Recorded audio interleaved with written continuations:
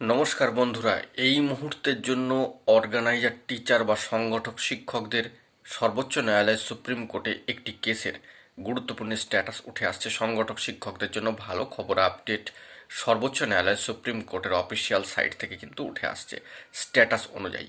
তো সে বিষয়ে আলোচনা করছি। ভিডিওটিকে কোনোভাবে কিন্তু স্কিপ করবেন না, স্টিল নাও শেষ পর্যন্ত দেখবেন। আমাদের চ্যানেলে যারা নতুন বন্ধু তারা অবশ্যই চ্যানেলটিকে সাবস্ক্রাইব করে সাপোর্ট করে সঙ্গে থাকবেন এরকমই জরুরি আপডেট এবং অথেন্টিক নিউজ আপডেটগুলি পাওয়ার জন্য। তো চলুন আমরা মূল বিষয়ে প্রবেশ করি। বন্ধুরা, অর্গানাইজার টিচার বা সংগঠক শিক্ষকদের একটি গুরুত্বপূর্ণ মামলার স্ট্যাটাস সর্বোচ্চ ন্যায়ালয় সুপ্রিম কোর্টের তরফ থেকে কিন্তু উঠে এসেছে। যে মামলার স্ট্যাটাস বা টেন্টেটিভলি শিডিউল এতদিন পর্যন্ত আসছিল না, তা কিন্তু ইতিমধ্যেই এসে গিয়েছে। এবং যেটি জানা যাচ্ছে 24/1/2025 এই মামলা কিন্তু কম্পিউটার জেনারেটেড টেন্টেটিভলি শিডিউলে রয়েছে এবং সিএল নাম্বারও কিন্তু পড়েছে এই মামলার ক্ষেত্রে 43 বা 43-এ।